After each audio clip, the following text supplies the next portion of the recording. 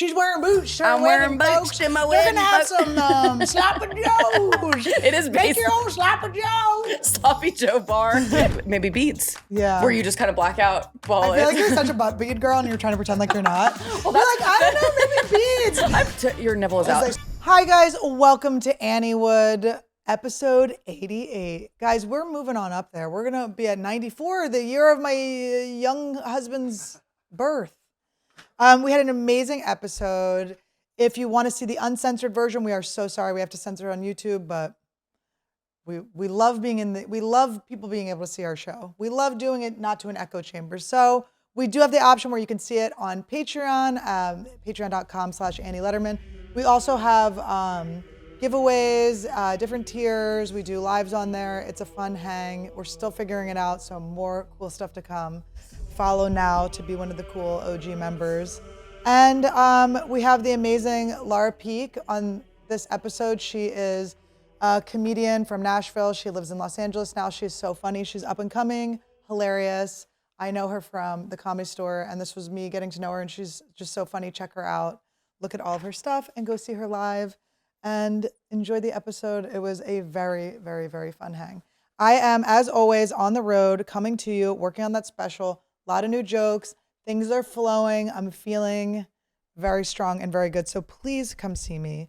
My next show is at the Comedy Store. We have Anniewood and Friends. We have Whitney Cummings, Tim Dillon, David Spade, and some more surprise guests. Get those tickets. It will sell out. Also, July 19th and 20th, my birthday. I'll be at Irvine at the Improv. Come hang out with me. I'll be bringing Randy and Todd with me. Also, July 25th to 27th, I'll be in Phoenix, Arizona at the Desert Rose Improv. Those dates may vary, but that weekend, I'm pretty sure I'll be there. And then August 30th and 31st, I'll be in Toronto at the Comedy Bar. September 12th, I'm in Eugene, Oregon. September 13th and 14th, I'm in Tacoma, Washington. October 10th, Naples, Florida. October 11th and 12th, Tampa, Florida. October 18th and 19th, Bloomington, Minnesota at the House of Comedy in that Mall of America, baby. Can't wait to be there. Chicago, Illinois at the Den Theater, October 23rd. And November 22nd and 23rd, I'm coming to Boston, Massachusetts. Come spend Thanksgiving with me and my family. Yeah, please enjoy this episode.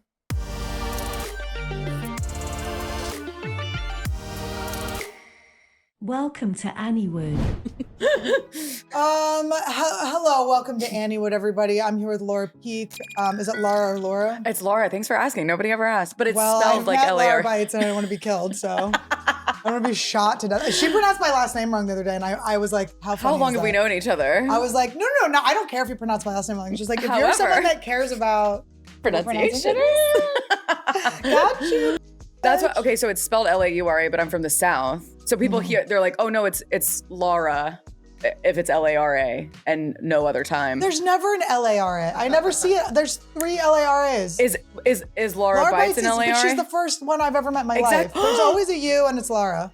But we're like, oh, Randy. How about this, Randy? Oh, and his breath smells great too. It's weird that Randy can be so cute and also smell He exactly decided- like a trash can. It was like he kind of wanted nothing to do with me until I was on camera. You're a little He's fame a ham. You're a little Randy. fame slut, huh? He's like, how do I make this show up?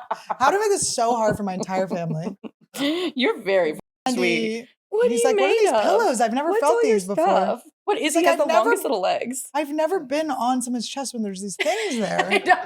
I've always just thought bone. He and falls asleep immediately on my giant canvas. He's like, a What little is, Mom, nap. what is this?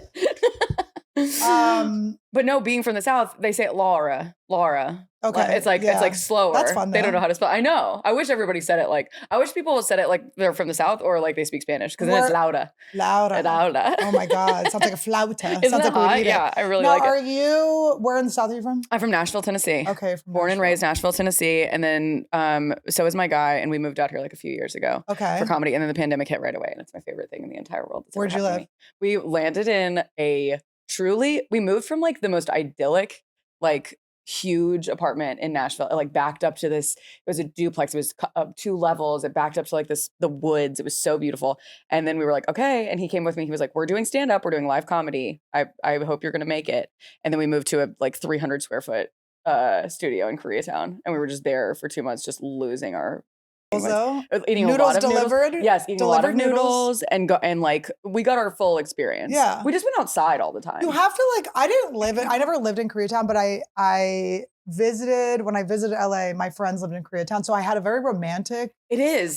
And Koreatown's my Korean friends make me love Koreatown because you're like, 100%. oh, Koreatown rules when you're Korean and when you're being like brought around by people that know what the hell's going on. Yes, good karaoke, But good food, good everything. I was just like. Koreatown, like I was like, I was living in Santa Fe. I was like 21. I was like, Koreatown's like the cool. I can't wait to move to Koreatown. And now, of course, I like it as a, as a night, as someone who's, gonna be Asian soon. And I can't wait for you to become Asian. Todd thought he came up with the term yellow fever, which is like kind of like a racist term for like white or black people that date that love it, Asians, yeah. And he thought he was like, oh my God, he's like, you can have that. Like he was gonna give it to me. He writes it down in a notebook in the middle of the night. I didn't say it. No. Annie thought she came up with it is what happened. You're the slur. You're the slur. You're being the slur. Whoa. Slow. Did you really feel like you were like, oh, I figured something cool out? Why don't you slow that spring roll over there? I never say racist things. Slow that spring. I would never. Why don't you throw a chopstick in that? Slow your spring roll, buddy. Oh my God, that's Todd, so funny. You said it. Randy, don't be like this. Throw his goose. Throw his goose, for God's sake. Give him the goose. There. Oh, that works every so time. well. That every works time. so well. I gotta show the audience what I showed you guys earlier. Okay, we were trying to figure out if it looks like the first or last day of your period. Which day period is this for my girls? We're taking a poll. I'm saying that was such a good shot of it. I just fall down the balcony. She faints. She's losing too much blood. Oh my God, I'm bleeding out. I am just gushing blood. I ran out of all my tampons that aren't the ultra. Like I got a pack that had ultras in them. Yes. But ultra's like kind of crazy. Like, so I was like, not a heavy flow day wearing like, for the men at home, there's a tampon that's this It's wide. the size of a barrel. It's the size of a whiskey crazy. barrel. And you really have to like spread. You have to like. Todd has to hold one of her legs up. Todd had to push it with both of his hands into me. He threw it his back. He's sitting there. He's completely laid out right now. We had to tie knots and it was like a tug of war rope to get it out. It was Come crazy. on. He's But got it an is accent. another thing for guys that they don't understand is when you have a tampon in that's too big for the flow, Yep. it hurts so bad to get it out. When you pull it out and you're like, oh, I'm removing like all of my flora and fauna. Yeah, like, things are doesn't it feel coming out. like Yeah, my no, I'm biome is coming I'm out? almost like, is my cervix going to be like inside out? Like, did I pull my whole You uterus prolapse out? your own Yes. trying to get I was dragging on the ground. What the hell is this? But then you ever really need a tampon day 1, day 2, and you're like, hey, like friend of mine, do you have a tampon that I can use? And it's like an extra small And situation. I'm like, when did you ever need this? What? I've never what day? had, like, this would be a day where I'd be like, just let it ride. I'd be do we like, do that? just skid mark the underwear up. Who cares? I'm engaged. I don't give a fuck about him anymore. He doesn't care. I don't have any respect for him anymore to give a shit if there's skid marks on my underwear. This thing, it would be so funny if this thing was just covered in skid marks. I just have no so underwear. Guys, I just skid mark up. I wear white and I let it ride. There were like fake, I think they were fake videos going around for a while when free bleeding became like a thing. There was like a hashtag free bleeding or whatever. Mm-hmm. And there would be like girls doing yoga with like blood. And I think they were a joke. Well, there was that one picture that sparked it all. Do you remember that? It was like a beautiful woman, like a probably 20-year-old woman who was in bed and she was wearing like sweats. And it was her just like massive blood stain. So from our last episode. I was like, was that him trying to find the picture of what that was? That's just Todd's up here. Oh my God. Ew. But no, it was just like this. dookies and toilets. Why did Duke do? Why was that Duke do? I truly thought that was the image that It's he a was boy trying to. doing? Oh no, that's Oh a my God. trans. That's just That's a men. trans girl, Oh my guy. God, that's so crazy. No, this was like, she was so hot and it was just like, oh, I bled through my whole sheets. And I remember like everybody in the internet was like, this is good and normal. And so I feel like that was the start of that era where it was just like, when I get a new mattress, I'm like, oh, uh-oh, bye. ruh-roh. Bye. Every time I clean our sheets, I realize how horrendously sweaty my Yes. fiance is. Yes. And how bloody I am. No, It's like different. I'm all of it though. Todd's nothing. I'm sweating. I'm bleeding. Todd's just lovely. There's nothing He's wrong. lovely, sleeping like His an side's angel. fine. I'm just he does laugh in his sleep. He snores. He laughs. That's the sweetest thing Isn't it ever. cute Wait, that he is laughs it in his scary sleep? or cool? No, It's great. cute. He's cracking Like up. a little giggle or Oh, I love it. People complain, listeners, viewers. who's complaining about Todd? They complain that he laughs too much. I Okay. go, do you understand what my life is? Like, do you understand like that's the number one thing? They're mad at you for having a man that loves you this much, It is what might it be. is. It That's might be. exactly what it is. Who finds you funny and wants to laugh at everything They're you going, say. it's so distracting hearing on this comedy podcast, hearing someone laugh. I'm like, because we have one girl that will come and do the keys sometimes. Yeah. And she like holds her laughs in and I'm like looking at her like begging her. I'm like, You please need laugh. to do something. I'm like, please laugh. I I'm need like, some feedback. We're yes, comedians. I need a little bit of feedback. I will feel like I'm bombing. I think it's the cutest thing in the entire world. No, it's the best. Now, in full your fit. fiance, soon to be husband, he is a lawyer. He's about to be a lawyer. Okay, about He's to be a taking the lawyer. bar at the end of this month and starting a job. He's going to have a job. That sucks. I know.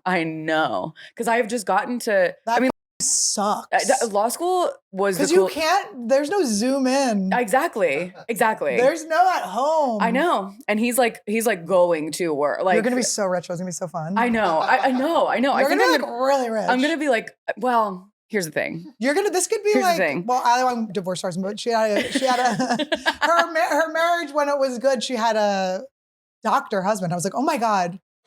No, wait, I'm about to sound like I'm talking about Todd. It doesn't even occur to you. He was so rich. They got everything they ever wanted. Like imagine I something love. like a rich husband. Which I think that would be awful. You say how much you would hate it. I think that No, sounds I'm like with it an sucks. artist, a creative. That's right. And that's I what like you being want. with a creative. That's what, I mean, Carson had no idea. His name's Carson. He had no idea what he was going to do. But here's the thing. He's like a man of the people. He's going into public interest. He's going so into you're gonna like, be poor. yeah, He's we're going to gonna be be poor. busy. We're going to be very poor and very smart. And I love him for that. He stuck to his morals. He got a job at like, he's doing like a union side labor law. So Oh, like wow. defending people against like, wage theft and Oh, immigration stuff and all that stuff. He's wow. going to work at like the Garment Workers Center of LA. Oh, he's a good boy. He's a very good boy. He's kind of it's insane. He's too good. It makes me nervous. Todd's a good boy too. He's I kind can of evil tell. though. He's a little evil. He's laughing in his sleep like a There's little maniac. evil. What in do you him. ever remember what you've laughed at? Yeah, do you ever wake up like knowing what your funny dream One was? time Randy. I remember. Good thing is he smells like pee. The best I part like of it is that these- he's like kind of like I this bag of pee. Sometimes when I'm hugging him, I'm like, I never knew I could hug pee. Like I was like, can you make pee a solid thing? I can hug? What I like a lot of things about him, but my favorite thing is that he's covered in piss. Yeah, he's just like totally filled with pee. He's a yellow belly. He's so cute. Oh my God, I have yellow fever. For my baby's pee pee. You say that with Todd around, and you're like, oh no, not an Asian thing. I just love piss. Sometimes I'm like, if I had to kill one, who would I kill? Oh my God. I mean, one will be with me forever and one I love more than the other. Oh No, wow. is I was that waiting. true? I was waiting. I don't know. I'm confused. Todd could say words of encouragement to you, but that little thing can do that. Oh. He can hug up against your chest like a little baby angel. Oh, that's Todd's dream to be just like suckling. If I could breastfeed him, he'd be happy. I watched a woman yesterday came over and hung out with us. It was like a friend of Carson's and his wife. And she was like breastfeeding like a lot while we were there. And I was like, God damn, that looks cool. To breastfeed? Yes, it looks so cool. It was just like, and of course, it's so funny that babies like, it took like 2 sips of milk and then it's just like sat up and was like, And just threw it up all over her. instantaneously. Yeah, breastfeeding looks. My mom told me, she was like, it feels like when a baby's breastfeeding, you're like, yeah, this is like what I'm here for. Right, very grounded in your Yeah. womanhood. But then also like I wouldn't breastfeed, so I don't know if that was like a dig at me. Where she's like, Yeah, it felt some really kids good. latch, others won't. I'm like, well, your tits are weird. Even Sorry. that young, I knew your tits Sorry, were weird. I knew your tits were weird, bitch. He's So he's what? such Do a you have sweetie. siblings? I have an older brother. Okay. He is still in Nashville. All my family's in Nashville. We were talking about my wedding a little bit. I'm about to go back in September and get married. And I never in a million years was like, we'll have like a wedding. Yeah. We're doing it though. I got 9 bridesmaids. What was the Isn't that nuts? turning moment? What, decide to get Yeah. married or decide to Or do a big decide to wedding? actually have a wedding? We were engaged for 2 years. We've been together. We're getting married actually on our 10-year anniversary. We've been together a very long time. And he proposed like 2 years ago. And we were just like, whatever, we're getting married in a backyard. No big deal. We Right. could go to the courthouse, bring some friends. But then in between that time, like my sibling lapped me, my cousins, everybody was getting married and they were having these like beautiful weddings. And I was like, fuck. It's like, Yeah. why have we been together for 10 years and amassed all of these like hundreds of friends if we're not going to do something really fun in Tennessee? Yeah. And it's just in a big old field in Tennessee. It's in a creek. Oh, I like that. Oh, That's it's gonna fun. be You're gonna so be wearing pretty. like mud boots. I'm wearing cowboy boots. She's wearing boots. I'm wearing boots in my You're wedding. gonna have some sloppy joes. It is Make based your own sloppy joe. Sloppy Joe bar in my big cowboy I was boots. in Santa Fe for a little. I lived in Santa Fe for 7 years. And Oh, did for- you really? Were you doing comedy there? No. It was Okay. before comedy. It was when I was accumulating material. I got you. Okay, yeah, you were living life In in my order chin, to do. I was skidding onto the sidewalk drunk driving. I was flying off scooters onto Were the you cement. about? You were a terrible drinker, Oh, huh? I was so bad. So bad. I So was bad. So such a bad. shit Okay. show. Okay. I want to hear more about that. But go ahead. But one of my jobs when I was there, I had a bunch of crazy jobs. One of them was I was an assistant for a wedding photographer. And one of the weddings was at Santa Fe they do a tax write-off for movies. So a lot of movies Oh, shoot okay, in yeah. Mexico. And they have one of those like fake ranches that they can do like old Westerns in. Shoots at. Okay. So we did like a really fun, trashy, like country Country wedding where Western. everyone had like the like old themed outfits. Mhm. And it looked like you were like at the Mall of America getting a portrait done. That's so fun. Oh, one of the old timey Yes, ones where you an hold a old-timey gun, one. you have And there fringe was like, on. yeah, everyone was holding, Mhm. and then they had sloppy joes. And I remember being like, wow. That's so f***ing sick. And I know. Yeah. We were talking about it. We were like, how country do we want to make it? Because all of our people are from, so like everybody's You from should the like South. black out your teeth with Sharpie. You're like, in your picture, you're like, Big hey! black eye. You're You're just like, okay. like pigtails with like the wire in them so they can go out. But everybody else is dressed totally Yes, normally. Like everyone's actually pretty completely normal. nice. They actually have Because it cool- is like, do you want to take it comedy level? Because it's like, where do you want to go? Do you want to be serious? I know. Well, How are you going to feel in 20 years looking back? that's what I keep wondering is that, I mean, I'm writing vows and I'm like, how many laughs are we getting? Because he's a funny guy. I'm like, are we doing this? Like, how gay are we making it? Yeah, Is and it Todd, over the- if you are funnier than me at our wedding, I'll be so pissed. Oh my God. I feel like he's going to It's funny. Todd crushes and people don't expect him to be funny. That's exactly my Yeah. guy's the same way. He's like, I think they're very similar. Where he's like a little bit quieter than I am. He is like whatever. He seems shy. And then comedians don't give anyone else a chance to speak ever. Yeah. And so he'll be around like a ton of comics, and they'll be like, oh, he's shy. And then one time they'll like get drunk and he'll be really funny, and they're like, he's actually really funny. I'm like, yeah, you haven't let him Yeah, say he's a been word. attempting. He's been trying to hopscotch Yep. in this entire Yep. time. But he's not one of those guys that's gonna bulldoze over you and like make it Yep. happen. So you've just thought that he was like a fly on the wall. Comedy husbands are a specific type. They have to know, they have to be okay with being in the background, but they Mhm. can't not be funny. Exactly. You And- can't have an unfunny guy or like a or or someone like that a wants to barrel in. Oh, so Ooh. embarrassing. Or like a mean one. Have you ever like have like a comedy girlfriend who has like a boyfriend she brings around that's like me? I'm like, we will destroy Yes, your but I think ass. to defend them a tiny bit, some people are so unfunny Mhm. that the only thing they can think of that might seem funny is being mean. That's so true. That's so true. I like dated a guy that his mom said to me, he goes, I messed up with him. I didn't teach him the difference between being mean and funny. She And I actually went, that popped is to like this. crazy. Yeah, she said it. She said it to me. That's really astute of He her was to know. horrific. I think he was later diagnosed with borderline personality disorder or something. It was weird. You were like, this is crazy. This was your Wow. choice. Your choice is to scream, I hope you die. Whoa. You're like, oh. He's like, I was being funny. My mom told me that was I was funny. being hilarious. I'm like, your mom sucks. I love that she knew that. Also, male BPD. Wild stuff. I just started learning about it when I was falsely accused of having it. Someone screamed it at me and I went, Wait, screamed at you Over- where? In what context? over not wanting to, they wanted me to sign a contract. Okay. So this was business. And it was like, not even like it was just like a bad contract where I was like, I think my business manager and I were like, oh, we should renegotiate this. Mm-hmm. And it was like, you're borderline, you crazy bitch. And I was like, what? And then I looked up what borderline was and I was like, How dare you? That's so That's like, one of the worst I ones was like, you can that's have. like therapists won't even like see you. Yeah, 100%. You're cutting yourself and screaming into the phone. I'm like, I've never, threatening it's to like you're, I'm like, I've never, I'm like, I always feel bad like bragging about like, never even considered it. I love living. Sorry guys, curious. Can't wait to see No, what I the love future that. comes. I love that. But no, that's a crazy. First of all, in a professional environment, that's an insane thing Wasn't to it? level I know, at I was like, somebody. and I was so thrown off. I was like, and then I started watching all these videos and I was like, I'm so mad. Don't have I that. was so mad. I was like, that is so mean. I was so mad. I just started cutting. And then you're like, wait. But I've then reached the people that I borderline. have met, like I've had run-ins with people that are borderline where I get like, you just randomly, it'll be like someone that just randomly attacks you online or something. Yeah, oh, and yeah, you're like, yeah, I yeah. didn't even know. I had a girl who, okay, so one of my ex-boyfriends, new girlfriend, started just, and I didn't even know, I broke up with him. Oh my I didn't know God. anything about what his life was. I didn't like know he had a new girl. Like I don't, you know, it's like whatever. Yeah. I posted a picture. I was moving all my stuff out of the house we had lived in. And I posted a picture of it. And this girl like just started like writing crazy shit. You stupid.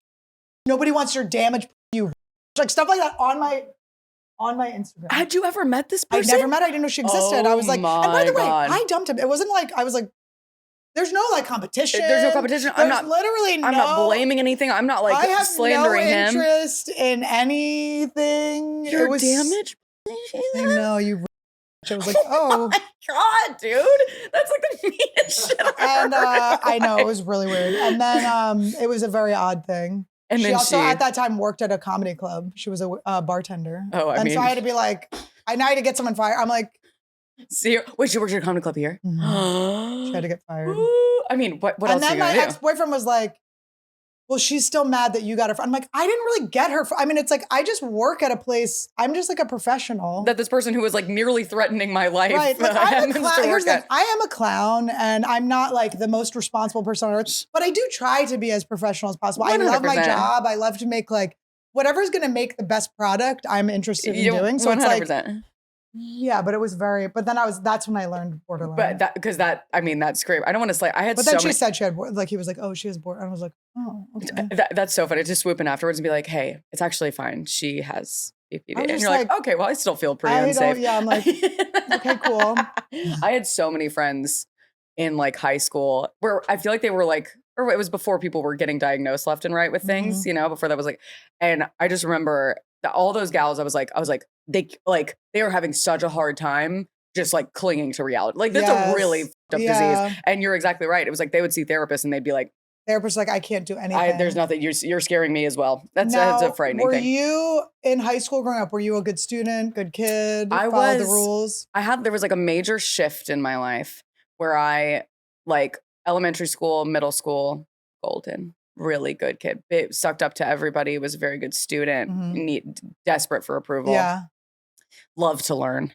And then in high school, I just started smoking massive amounts of weed and got weird. Yeah. But it was like fine. I was chugging along. I remember I was talking to my mom about this, and she was telling me she was like, people always talk about like teen daughters where it's like they're gonna lose their minds and it's gonna be like very hard for you.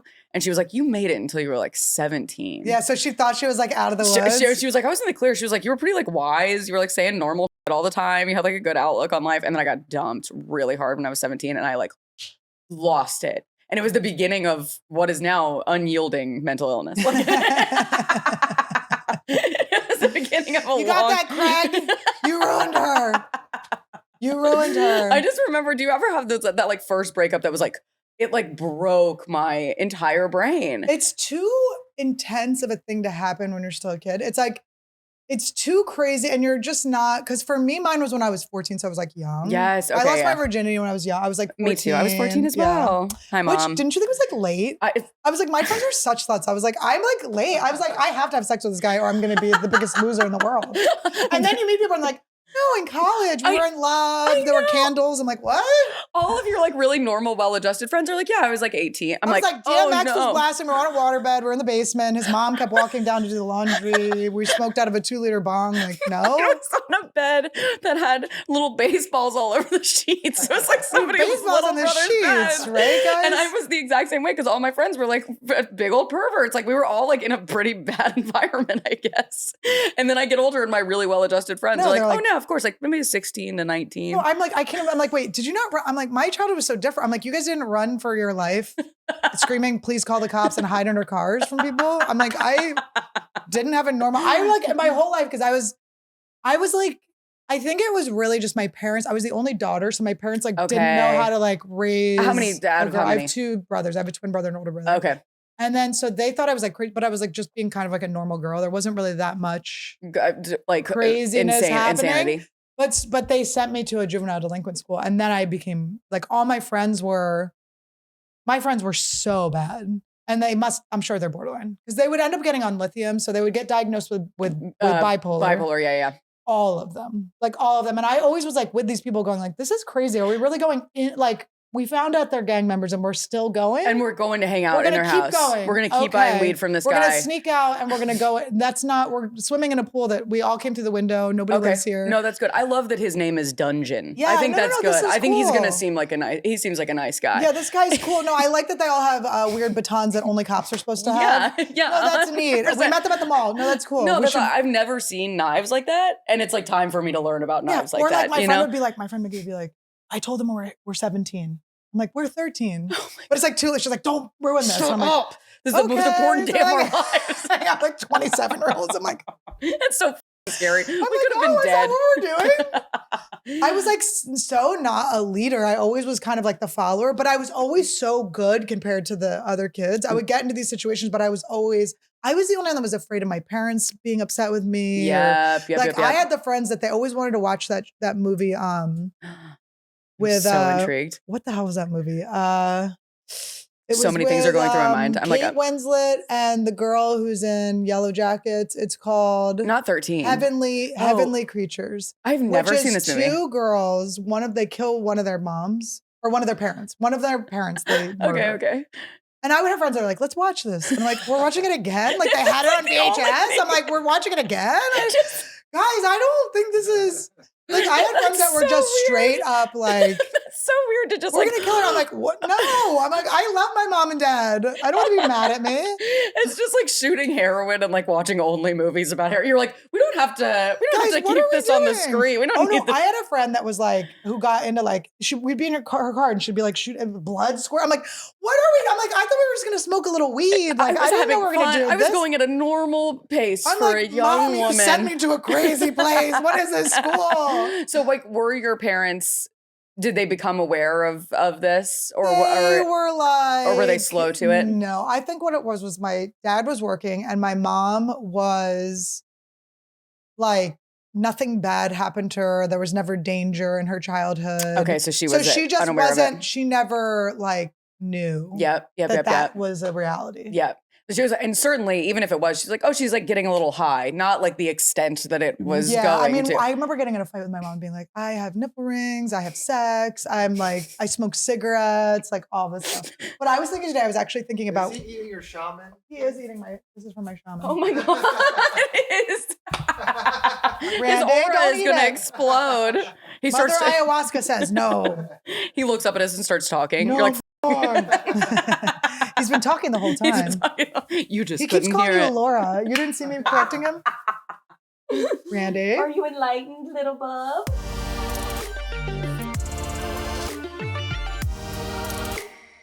Guys, I have been eating lettuce wraps for about 97 years. I've been just trying to still eat burgers, still be healthy, but basically it's just a salad with a patty on it. I don't want to be eating a salad. I want to be eating a freaking burger. And finally I can do it. Finally I can do it because there's a new hero in my life and it's Hero Bread. Hero Bread takes the guilt out of bread. There are 0 grams of sugar, no net carbs, and fewer calories. Plus, they've added protein and fiber so you can stay full for longer. Thank you. Hero Bread, bringing bread back into my life makes me so excited and so happy. I want to just throw bread at all of you. I just want to smack you in the faces with bread. Have you ever slapped anyone in the face with bread? I have. One time at a comedy club, the audience was so wasted and they didn't have food there that I made them bring me a thing of bread and I would make them open their mouths and I would shove the bread in their mouths. Imagine if I could do that and there were 0 grams of sugar and fewer calories and no net carbs. What do you think of that? Wouldn't that have been amazing? Try out their sliced bread loaves, their tortillas, their burger buns, their Hawaiian rolls, and even their limited edition croissant that has 8,000 people on the wait list. Ooh, I love a croissant. Croissant. My mom always says it like, right? You ever hear someone say croissant right? It's like so disgusting. Anyway, it's so infuriating. We love it. We are stocked full of this stuff. We love it. We love it. We love it. It is bringing bread back into my life, you guys. And I'm so happy. I'm so happy. A lot of health foods taste like a distant memory of the food they're supposed to be, but not hero bread. It's good for you while it actually tastes good too. So keep the carbs out of summer without compromising flavor with Hero Bread. Get 10% off your order at hero.co and use code Annie at checkout. That's Annie at hero.co. Eat your bread, girl. I talked to other people who like had, for me, it was like, there was one group of people that was like really off the rails. Sounds like it might have been similar for you. There was one group of people that was really off the rails and I really attached myself to them because I was like, oh, being bad or whatever. It's fun to be bad. Yes, 100%. And then it was, and then it wasn't. Well, you just go like, oh, how far is this a bit? I thought we were kind of like playing around here. When they're like in court, you're like, wait, whoa. Like you guys are there's a court hearing? Like you guys, actually killed your mom? I don't want to go to jail. What are we doing? Like I can have the cops like take my weed and tell me they're going to call my parents. 100%. That's a very normal thing to have happen. They don't know how bad it is. Do you think, it seems to me that young people now aren't doing this to this extent. Or like young people from, that is so, it looks like it's my hair mixed with his hair. It's like my hair extensions with what looks to be the lint in your asshole that collects hair when you're in the shower and you pull it out and kind of feels good. That feeling. It does feel so good. Does it? Okay. Is that butt stuff? Is that what good butt stuff is? That must be what good butt stuff is, but I don't like the going in, but maybe the pulling out is where it's at. Maybe beads. Yeah. Where you just kind of black out. I feel like you're such a butt bead girl and you're trying to pretend like you're not. Well, you're like, I don't know, maybe beads. You're like selling, like, it's your merch. It peeks out of the booty, if you know what I mean. That would be so funny if that was my secret thing that I loved. And you have like a vibrating butt plug in right now. I've like never had occasion to bring it up on a podcast, and then you just said that. Waiting. But you're kind of, if we go back and look at all of your appearances, you've been trying to segue in. Red string between and all people of them. Haven't quite taken the bait. No, I love never mind. Oh, yeah. Buttons. Yes, I used to glue them to things. And, but I think that I disagree about the pulling the thing out of your butt feeling because I'll have it in the shower. And I don't ever think that one little hair is like actually coming out of your butthole, but it feels like it is. Yes. You know what I'm talking about? Yes. Like, is it actually in there? Mine's definitely in, and it reminds me of like when Randy's taking his shit. There's a dangler, and there's like a hair connecting it, and sometimes you have to pull it out, and there is like a whole other end to it. And I do think that I have that same. I don't know. Maybe my hole is more like maybe it's sucking it in. It's more of a black hole. Yeah. Well, maybe I'm more tight like emotionally, and so I'm like giggling in more. My root chakra is like. Annie is just vacuuming up everything around her. The chair starts to clutch underneath. Where is he getting all this hair?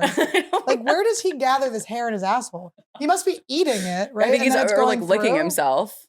Yeah, and like placing the hair. Because when you see when you see true like, oh, this dog is shitting, and then it's like, I know. I mean, he's so upset. He's trying to wiggle it out. It's so cute. It is very sweet. It does feel satisfying for me as a mother to get it out. I mean, that has to feel good. Pretty good. You know your little boy. That doesn't gross you out. I love my son's little boy. But when that happens to me, I feel insane. I'm like, it makes me like, doesn't it? Is it your OCD? I don't know. I start gaslighting you. this might be your OCD. I go, everyone loves to pull hair out of their asses. It seems like there's something off with you. Is this your disorder? I have disordered ass hair pulling. Is your OCD clean or? No, it is. So I have I recent diagnosis, or not that recent. I guess it's been like a year, but it's not compulsive. It's called pure obsession. Ooh, which that's like sounds like sexy a perfume. That's my joke. I have a bit where I'm like, no, I love it. It sounds like a Calvin Klein fragrance. It does. And I go, oh, is she wearing pure obsession tonight? She's losing her mind. She ripped her fingernails off. Okay, but I was on a podcast recently with Jordan Jensen, and we mentioned this, and I had mine started to manifest when I was really young. It was when I started having sex. And I would get really obsessed with like health stuff, like STDs, pregnancy, all that stuff. And it lasted forever. And it was like ruining my life. Right. I was like constantly going to the doctor, getting checked for things, getting like blood tests, whatever. I spent all my money on it, all my parents' money on it. And it was nuts. And I said that on a podcast, and this guy he commented, and he goes, well, like that's a compulsion. Like you going to the doctor is a compulsion. And I was like, hey, you want to stay out of my don't head? Try to like put. I thought I just figured this out, but yeah, you're right. That is a compulsion. But hold on. Okay. Hold on. Okay. All right. Okay. Please. I too have called the STD hotline quite a bit. What kind of questions are you asking on there? I love a good, they once sent me so much shit. Like I used to get like, they would like send me like manila envelopes filled with like different information On about STDs. STDs. These printouts. My friend I used to got live and die herpes. by these printouts. My friend got herpes and I went nuts. My friend in Santa Fe got herpes and she banged and it's such a small town and she banged everyone. I was like, you're giving me, like, I'm going to get your herpes. I was like, it's coming around the bend. I'm like, you're going to give it to me. It's too small of a town. We've been watching, what is it? Walking Dead. Oh yeah. It was like Walking Dead. I'm like, you're going to Walking Dead me. They're everywhere. Not that there's anything wrong, guys. We love herpes. We love herpes. Here at Anniewood, we love and support herpes. We love herpes. and support herpes, and I must be immune. I wish I had herpes. That bitch was really spreading it for everyone. Well, doesn't it feel lucky that you like? How did we miss that? But I felt so much like because I have an allergy to latex too, so it was like I had to like basically I would have like a one night stand and be like, "Do you want to be with only me?" Wow. Or like I would have to be like, is this one night stand gonna last minimum 6 months? Yeah, like are we gonna like just bang each other? Like I'd be like, look, I'm not trying to like lock you down, but I can't be like getting all this shit. That's kind of beautiful to have happen to you as but a then they would as a just young cheat person. on me. They would Of just course. cheat on me. They would Of just cheat course. on me, and I'd be like, oh my god, you're gonna give me an STD. I ended up getting the only STD I got was crabs, which is cute.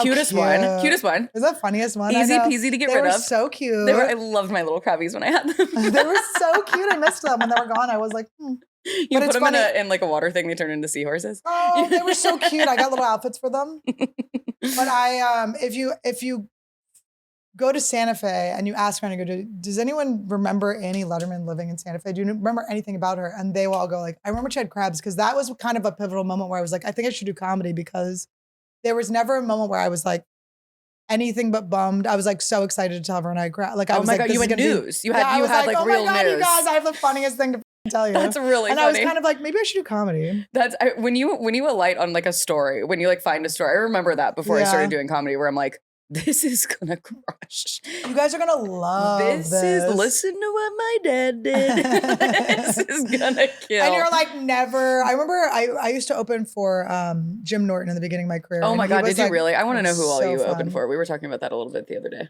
Yeah, and Jim, I remember him saying this to me, because I think he hit on the flight attendant, and she rejected, and he's like, this is why I like comedy, because if you like, even if I get rejected, it's like a story, or it's like a bit I can do. Everything's funny about it. Yeah. There's just I think that was why I leaned towards comedy and why I came to this lifestyle, because it's like, there's really nothing sucks. Nothing's bad. Everything's fine. That's so Everything's true. funny. And I'm like, I was thinking about this the other day, where I was like, is it weird when I go to like write somewhere, if I'm like writing in a coffee shop or something, and I'm like, yeah, I take my headphones out because I'm listening to everything around me so that I can mine it for jokes. Yeah. And I was like, does that make me suck? And then I was like, no, it makes me pay attention to my life. Otherwise I'm so inside my own head so much that it's like, otherwise I would just be tuning everything out and be like sad for myself. Yeah. It's like, at least I'm paying attention to this like poly couple fighting in the middle of this coffee shop. And they always are fighting. They're always fighting. You're never happy. Oh my God. By the end of that, watching that conversation, I was like, you two both suck in such a magnificent way that I hope you get poly married. I was like, you are destined for one another. And there's something about poly people too, where they really want to tell you about it. And it's like, don't you have enough people to talk to about this? You're in 6 a or 7 relationship with people. 20 people. Like, why do I need to be included in this? And then you don't want to talk to them for longer than 30 seconds, because then you're in the relationship. I'm like, ew, am I one of you? And they're never going to ask you a question. No. Those people are not asking They got questions. a lot to tell. You're like, oh, you have a husband? Have you seen the poly couple that comes to the throuple that comes to the Comedy Store sometimes? No. Yeah, they're all married. They got what do they call it? Like rope. They had a rope something. What? They like tie ropes. It's like a ceremony where they like tie ropes together. And Wait, that's they're their tied marriage. together? Like Not they're not always, physically but okay. honestly, they may as well be. But they're funny. They're probably watching. Hi guys. Hi, we love you. Thanks for coming. But they sit up front. They love it. It's just poly people just really want attention. They just want attention. It's true. And there are like several people I know where I'm like, oh, go get your jollies. But it's like wait, are they normally in the OR or the main? Maine is the last time I saw them, but they'll come, like if you do Irvine and stuff, they come around, they come to shows. But it's like,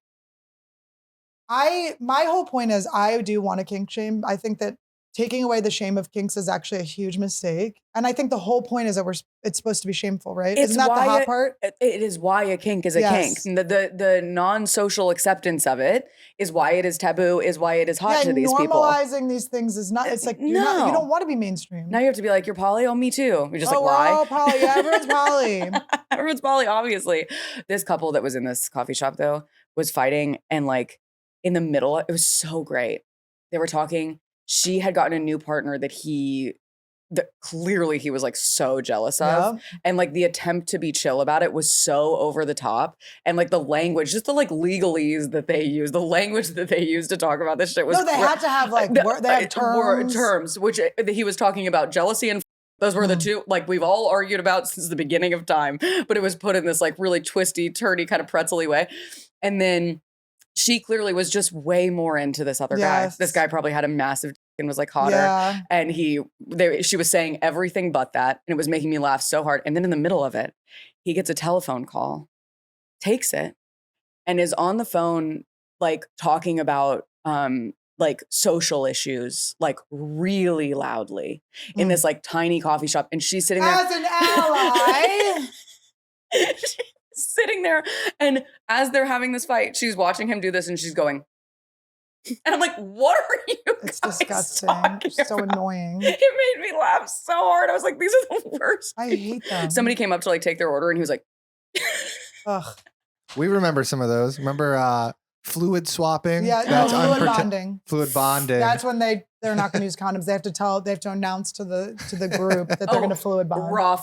Oh, you're talking about raw dogging? We've had a word for this since the beginning guys, of and time. also we don't like that you have pets. We're not comfortable with you having pets. We know that they're getting involved. Why would you not cross those boundaries too? Oh my God. I don't like It it. is fluid bonding. I just can't imagine a world where I'm like, this makes me feel better than a secure, committed relationship. I just can't for myself. And I only have my own perspective on That's it. exactly I can right. try to be empathetic to other people, but I just can't imagine being like, this is more comfortable. I had a boyfriend that was begging me to be in an open relationship. Real? Oh, begging me, but I had they been be friends doing with that. him. I had been friends with him before we were dating when he was in an open relationship where he was screaming at his ex-girlfriend when she would fuck a guy. He would bang girls and then he would be screaming at her. And I'm like, you are not open. You literally just want to fuck girls. And you're coming to me being like, hey, this really works for And me. I think he's just this a bad is the life liar. for me. He's like a bad liar. So he's like, I'm not going to be comfortable lying. So how do I get it? Yeah, I can't cheat in the dead of night anymore because she knows. So you're absolutely right. To each his own. I'm sure there are people. I know there are people out there. Absolutely, there are people that can do this. Yes, 100%. Absolutely. But as myself, only being myself my whole life, I just was going to him. I'm like, it would suck. And I'm not even like, I think about it. I'm not a tremendous, I've been more jealous in the past than I am now, but it's like, I'm by nature not a very jealous person, but it's still like, hey, do you want to watch a movie? Oh, you're like with that other, Yeah. you know, it's just a time You're not thing. like available. Yeah, exactly. I don't want you to be less available. Yeah, exactly. Not even for sex or like dating. I It's know, just I was like, like, do you want to hang out? You want to get sit Thai here? food? Yeah. Oh, no, you're with Krista. Krista Krista is the perfect name. Krista. Oh no, you're obviously with Krista right now. Krista is so the bitch that's banging your poly boyfriend. She's so ephemeral. Oh my She God, barely she's exists. so She's really annoying. just an idea. But she's wearing those like spacer earrings that are the spiral. That's right. They go all They the go- way they up. wrap They go around. all the way up. Her hair's in space buns. She looks has really cool. space buns. She has like armpit hair, but it's like doesn't smell bad.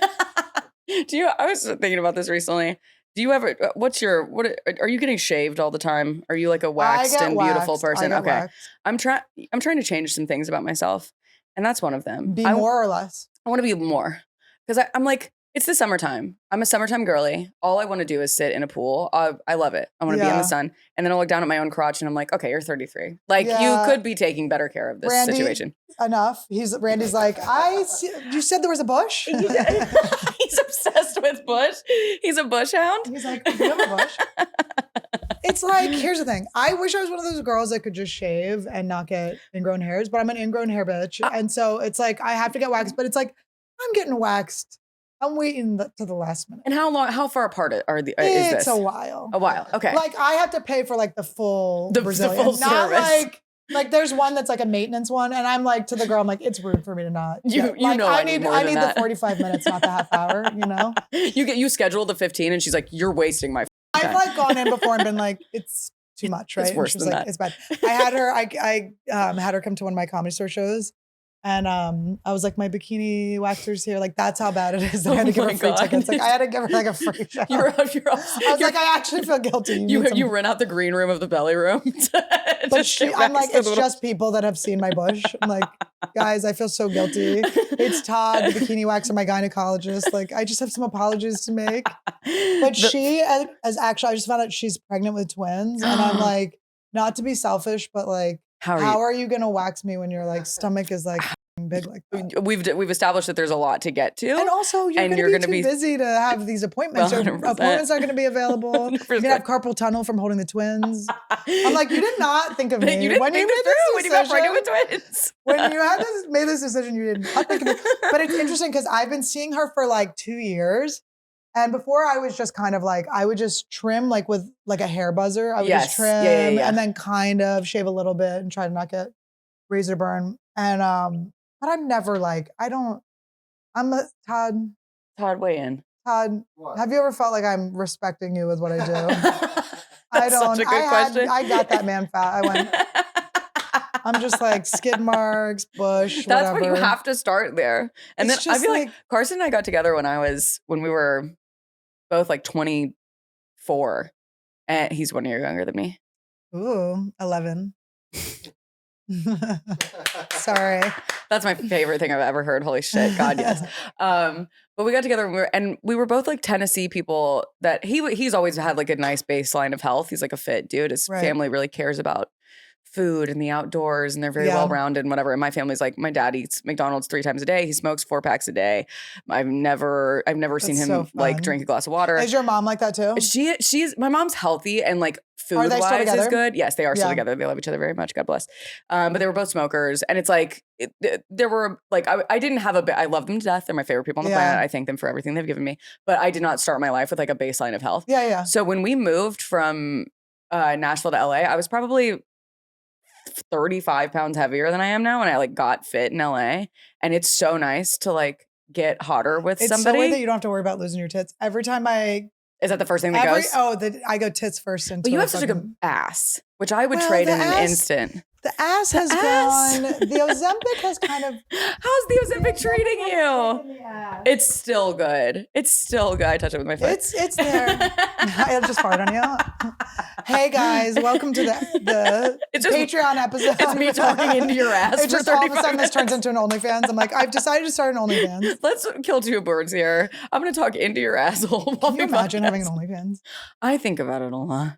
I mean, you have something to give. We all do. Are you kidding me? Yeah, Men are not particular about this shit. You know what's so funny? I was like, I've been looking at boob jobs a lot. I never have considered a boob job or anything. That's never been my thing. But I've just been seeing like a lot of my friends have boob jobs, and I definitely like boob jobs. Like I appreciate a woman. Oh, when it's getting their nipples cut off. Amazing. Having those bags shoved in there for me. Like I'm always like, these are the true heroes. You're a warrior. Yeah, and that's true. They're fun to look at. And I feel like girls with boob jobs always let you play with them. They do. They love them. And so I've been thinking about that. And then I started going like, what is this? What am I doing? And then I was looking on Instagram, and I got just in my discovery, there was this like model that was like so flat. She was so flat. And I went, you know what? It's so good that like flat girls still have representation. And then I clicked and it was a trans girl. It was a trans girl. You were like, both types of representation are good. Know what? It's so good that like flat women are being represented.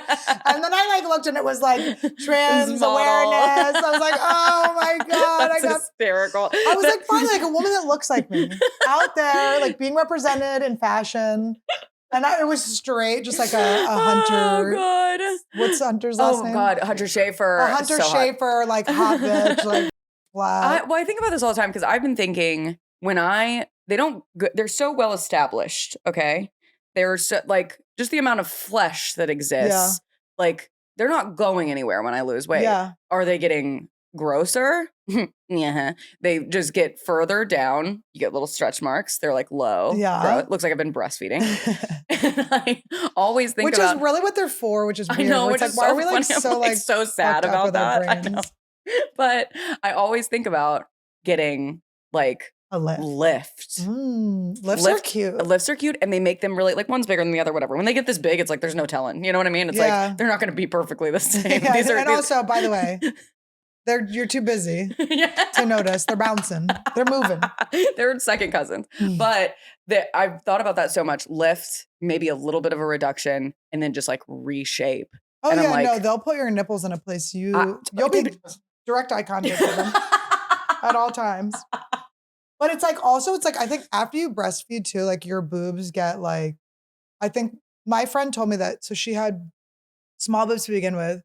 And then she was like, no, then they got big with the kids. Then I breastfed. And then she was like, there was absolutely no meat left. And I was like when I'm like just nipples, am I going to be like, let's go, let's just get tits. Let's see what tits are like. Sure. Like, I think that sounds really let's just fun. see what it's like to have boobs. But then I also, my massage therapist like just got her boobs removed because she said that she had like implant syndrome. Oh, she had gotten a. But she's like, I had all these weird symptoms. Then I went on a forum and it was like all these breast implant girls. Wait, like, what happens to them? I think people just, sometimes it like leaks into your. Oh my God. For some reason, I something. thought you were talking about like mental, like they got like dementia. No, I think they do. No, they get like crazy. They go nuts. Oh, that's wild. But I never know. I'm like, or are you crazy? Like, I don't know. I mean, don't know. We're in LA. Everyone's crazy. And you're like obsessing about, I was thinking about this the other day where I'm like, I probably am happier with how I look than I have been in my entire life. But I'm like, the background of every single thought I have is like hot. Like you should be hotter. Yeah. It's like, what would I do without that? What could I have achieved? And we're like funny girls too. So it's like, we don't really need, we have a skill set. And also your looks, everyone's looks fade. It's like just a thing that's happens. going to happen. So to it's all just of like an us. inevitable thing. So then it's like to focus on that. And then my mom wasn't like that. My mom wasn't like Not a vain obsessed with person her. at all. No. She didn't really wear makeup or anything. She also got hit on by every Was she hot? weird man. She was like, but she didn't. She's like naturally pretty, but she's not like, she never put any effort. She had like short hair. She was like, her boobs would be all like weird and hanging around. Like she never had like a bra on. Like she looked like crazy. She was wearing like weird sweatpants and stuff. And she was just like such like kind of a jock. Yeah. But men Loved hit it. on her all the time. And I don't know if it's like she just has a natural like sex appeal or something, but she put zero, or maybe it was that she put zero effort in. Maybe but it was. I So always weird. wonder about that where it's like, is it like accessibility factor of just or like, like wow. a pheromone, but she's married to my dad, so she was not available. Yeah. I remember my next door neighbor leaning in. We were driving down the street, going back to our house. We were probably like, I don't know how old we were. Youngest 8, oldest 10. You know, like we couldn't have been like, we weren't teenagers because I would have been like, what the fuck, you just made out with my mom. We see our neighbor who's also married, our next door neighbor. He was walking down the street. My mom stopped, rolled the window down, was like, hi, Bill. He leaned in and tongue kissed my mom in front of us. What the fuck? Like, we're going to be like, Dad, Bill, like, I don't know if my parents were like secret swingers. My mom denies it. I was about to say. But my mom's like, no, we weren't. Because it happened again. We used to go camping with this couple. Same couple? It was like this other couple. Oh, okay. And they had 2 kids. And we had me and my brothers. And I remember one night they were all drunk. And then Lee, the guy, leaned and like kissed my mom. And he was like weird looking. Oh, extra Annie, weird I've looking. got some feelings on But my this. mom, They like, denied and I it. keep bringing it up to her. And she's like, I don't know what it is. Men just tongue kiss me in the Tongue kiss mouth? my mom. Did she, what's her level of reciprocity? Is she like, No, she doesn't. She She's like- doesn't like. It's weird. that's so bizarre. And then like, Dad, are you a cuck? What's going on? Oh, Beat do these you guys' love to get ass. cucked? I mean, Like my dad, like I wanted to see him throw a punch or something. I mean, we all want to see our dads fight a man who's know. kissed our mom. Don't you want to But see a I guy do. fight a? That is so bizarre. Yeah. And it wasn't like a hi, good to see you. It was like, No, it was like open mouth, and then also my mom, she's ridden the subway 2 times, and both times she's gotten penises flashed. She fell on the subway, hurt her ankle on a guy. so right in her face. Instead of helping her up, she like looked up and a guy like flashed her dick. It's so funny. That's so But I'm telling you, like my mom, I do think she might be innocent in it. She just attracts. She's the just like, this is so strangest kind of weird. man. And has she been commenting on it her whole life? It's just like, I don't know what's happening. This is just bizarre. No, we just witnessed it. So I don't know what we didn't The see. idea of a guy instead of helping a woman who's fallen. Isn't it the funniest thing like, I've I know ever what to heard? do. It's hard to tell a story without laughing. It's a really It's like, Mom, I know horrifying. this is probably your biggest assault. Yeah. Pretty traumatic Girl, experience. bitch, worse things happen to the rest of us. She just grabs his dick and pulls I herself up. Yeah. But yeah, so I don't That's know horrifying. what I don't know what it is. That's, with her. I mean, you're exactly right. It's like all of these things I think about that I should be, and you're right. We have a set of skills.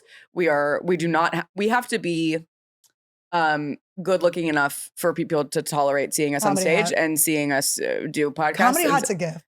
Comedy hot is a gift. I couldn't have been any other kind of hot. It's a I was gift. never going to get to any other kind of hot. I wasn't going to be like athlete hot or like actor hot, comedy hot. Your lawyer husband hot. You got an outfit on that looks like you swapped with your lawyer husband. It's hot. I've been dressing like a lesbian a lot lately and it feels so good. It feels good. It feels really good. Big kind of, got a culotte on, got a wide pant. I do think that it's just, I don't know. I always had girls kind of sniffing. Yeah. Girls were always sniffing. Well, it's okay. First of all, you have a deep voice and I think we probably both suffer from this where it's like, if I meet a woman, I'm touching her, I'm laughing with her. I'm very effusive and like, but with both men and women, but especially with women, like I start to touch you immediately. I start to like flirt with you and talk Lean to you. in It's for just a kiss. 100% put my tongue down your throat, Yeah. take my penis out when you fall down. I grab him by the pussy. I learned. They love that. They love love that. But I think I think so many people are so genuinely unfriendly. Like even in our business, that like people meet a gal who like wants to chit chat and they're like, something's up. But our job also is like basically, if you were to just write down what our job is, like what we do in it, it is flirting. It is. We're flirting with an audience. Such a good way to put it. Everyone's like flirting. That's such a It's good like way to put it. flirting. Your job is to flirt. Joking is flirty. That's so true. Right? Because you're like getting people just like kidding around. it's like tickling someone, but with words. Yes. I'm just ribbing this guy in the front row. I'm tickling his little armpit. And just emasculating men, which is how I learned to flirt as a child. I think me too. Yeah. Is putting them down. And that's why we seem gay. Is because we're dominating all these dudes. Seem like we're just like man-hit. It's like we're not. We're just flirting. I've just been flirting. I'm just flirting. I'm I love just these so guys. straight. I'm just so straight. Are you painfully 100% straight? I'm pretty straight. Todd keeps saying I can hook up with a girl. I don't think I'm that Good straight. for you, I don't think Todd. I'm that straight. That Evolved. Todd. I don't think. Yes. I keep thinking I'm like. But I've said this before. He's like, yeah, it's my politics for sure. I've said this before. I have like so many older women friends who are like in their 50s and up, and what I've heard from them is like when you go through menopause, you lose the hormone that like lets you deal with men. So that's why women become lesbians a lot. So I'm like, Todd, don't like rule it out. I mean, it could arrive at any moment, and God bless you for being ready for it. That rules.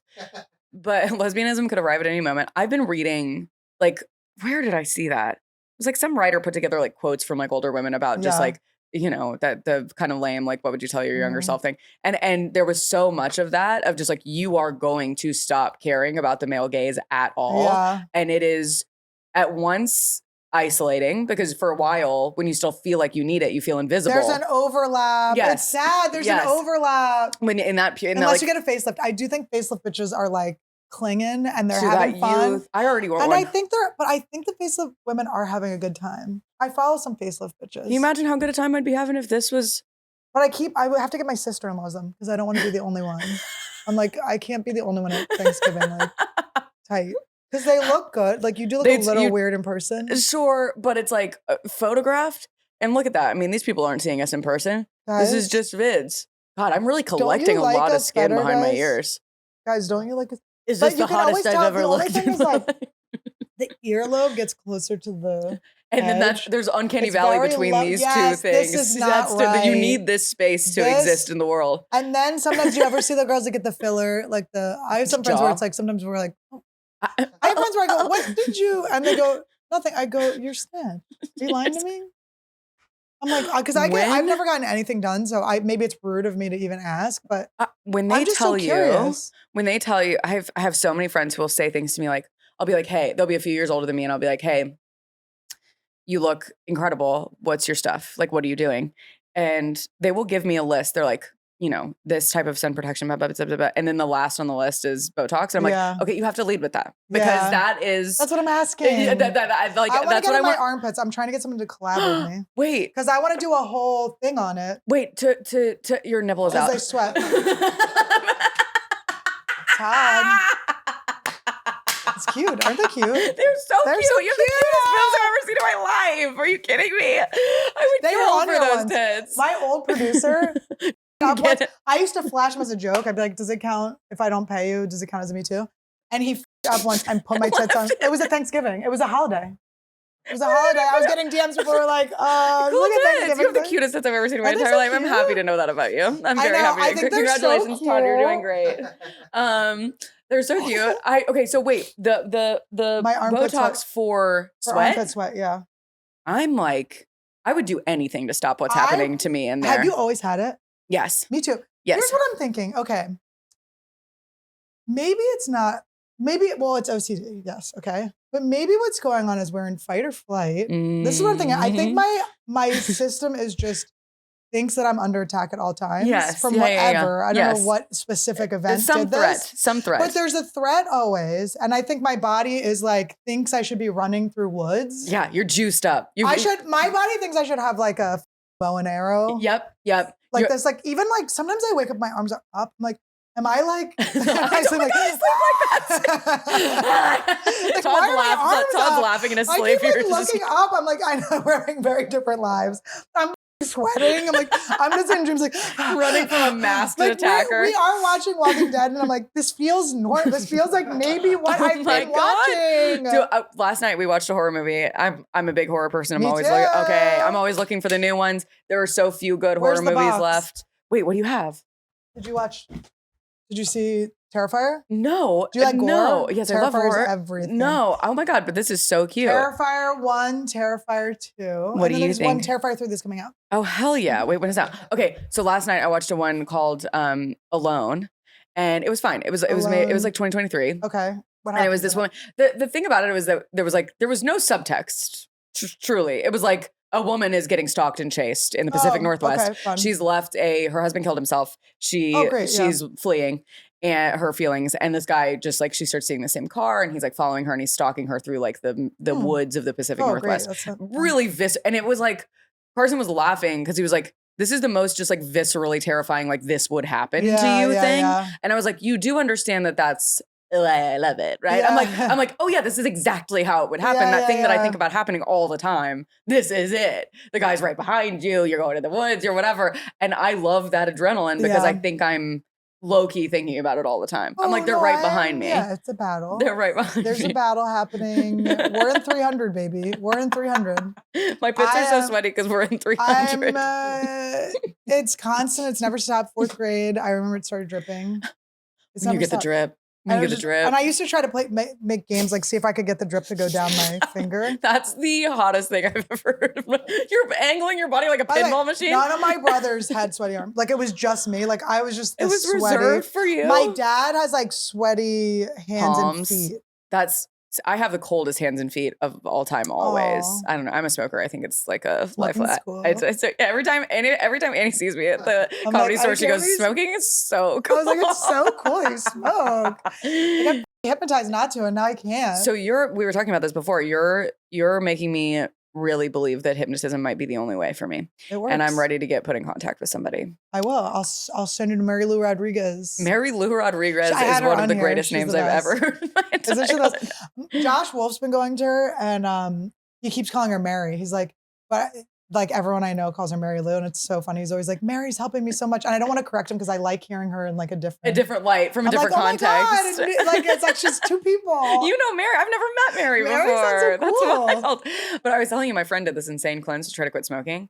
And he was like, he's been smoking as long as I have. It's been over half my life at this point, which is so sad. But he did this insane cleanse and he was like, this is it. And then I got together with him the other day and he was like, I've started smoking it. And I was like, there really is I quit for a year during the pandemic and I was so proud of myself and it was the healthiest I've ever been. And I lost so much weight and I started working out all the time. And then it was truly like the moment I went to, because before the pandemic, like I had not done any comedy here at all. I was like miking.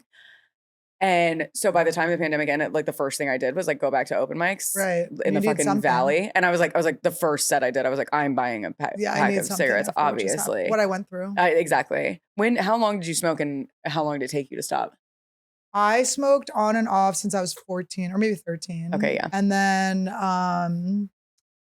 this last time I got hypnotized. And basically what it is it's going into you at an identity level because I still identified as someone that smokes. Right. It's a huge part of my identity. Yeah. And so I would quit, but I'd still be like a smoker that's not smoking. And then so I'd see a cigarette and I'd be like, okay, we smoke. Yes. You know, like, all right. And I'd take a drag and then it would just be like, and it would be a thing where I didn't want to do it anymore. It didn't feel good. It hurt. It brings out, I get really bad cluster headaches. And a lot of the times I get them like every 2 years. And a lot of times right before a cycle would start, it would be me smoking a lot. So I'm like, that has to be one of the triggers. And those are supposed to, don't they, are those the side Side headaches? Yes. Yeah. Wow. Thank you for knowing that. I do not know many people that have those. Apparently there's a Reddit thread that's just trying to say that I made up my cluster headaches. I'm like, oh, cool, guys. Oh, wow. Thanks. My disability, that's the worst thing that's ever happened to me. Todd's has just seen me crying and screaming. And they're so mean to you. For a month and a half. Todd laughs too much. You don't have cluster headaches. This is the phoniest bitch I've ever met in my entire life. I'm a fakey. No, I think they all are just want to be Todd. I think people, especially when they know you through podcasts, they want what the parasocial relationship and the idea that they have of you, they really, really need it to be true. Yeah. And they need to come up with like, whatever you don't tell them, they want to kind of figure out, which I think is actually a cool thing about the internet, a cool thing about Reddit. And I don't go on my own Reddit. I don't go on anyone's Reddit. The only thing I look up on Reddit is like literally cluster headaches and like armpit sweat, like things like that. Yes, yeah. Like, things you need to know about. Exactly. I don't look at it anymore because I was thinking about it. I was like, it's actually like a polite thing that it exists away from me. And if people want to like gossip about me and discuss me and stuff, like that's cool. And they're just putting together, they're going, okay, so she's not on this podcast anymore. So it must be like something's going on here. She's lying about her cluster headaches. And then this happened. And then that's like crazy. someone's gonna watch this and be like, oh, someone called her she probably has borderline personality disorder. And I actually called that a couple of years ago. Nobody listened to me. Nobody on the thread listened to me at the time. Someone with borderline with cluster headaches, and then cluster headaches and are a good excuse. I wrote down excess sweat, which is tied to BPD. It's all coming together. It's like I think what I've learned in the past few years, having had like more internet success, I guess, like through podcasting and stuff, is like I had to just stop caring about controlling a narrative and just not care what people think. And it's just good in life. And it feels so freeing to just be like, oh, I guess now I have time to think about what I think of myself, how I feel about what myself. I want for myself, everything. That's what we were talking about before. It was like, podcasting has always really scared me. And I feel like I regret every word that I say. That is not true. What is true is what you're saying, where it's like, I am very terrified of people having like assumptions or expectations about like my identity and my personality. Yep. But the thing is that when you put yourself out there, that's the cost par of for the course. Yeah. Because you could just quit comedy and do something else. But that sucks. Or be a writer. Yeah. I do. You like to be a writer? Well, I wrote for a TV show last year, boring. and I get her off the podcast. I hate writers' room losers. Just eating a red bun with your little ideas for what's for lunch. No, it's fun to be in a writer's room, but I will only consult. I can't. Well, okay, so it was a dream of mine a long time ago. It was a dream of mine, and I had the time of my life. But I was so in my head because people at the Comedy Store, when I got that job, so many people were like, "You're going to be worth stand up," and I was like, People are so they're mean. I was like, I will not let that happen. And so I worked like twice as hard at stand up, and it made me like every day when I left that job, I was like, I got new bits I'm trying tonight. It was like almost motivating because I was scared of losing my edge. I'm greedy. I'm like, I don't want to give my comedy juju to a show. I'm yeah, like, if I'm on the show, like, yes, I'll if I'm saying the words I wrote or whatever. But I'm like, no, I don't want to give it to you. I mean, I've worked on really cool things. And it's been really fun and it's exciting when you see like your idea come get to life out there and stuff. Yeah. But I'm like, in the end, I'm like, you're getting me as a consultant. I'm not coming in full time, bitches. Good for you. Good for you. Yeah, that it did make me like only like stand up more. But you have to stay doing stand up. Yeah. Oh, forever. Because my And friends Hung that Dead. became, all the people that I mic'd with in New York, who were like, I made sure I was friends with all the people that worked the hardest. I Yep. didn't give up, like the It's a good thing. meanest, hardest working, that would shit on you, be mean to you, you know what I mean? Yeah, you were like, the these are my scary people. ones, I was like, I'm coming to you. That would never be like, stay home and write. You know, the people that are like, I'm just gonna write tonight. You're like, liar. You're watching TV. You're such a f***ing And even if off. you're writing, you're still like, you're avoiding the pain. of the open mic. bombing with Yeah, new material. exactly. So wait, did you start in New York? Mhm. You did. Oh my Yeah, god. I started in New York in 2009. Oh my January of god. 2009. Wait, when did you come here? I came here 2012.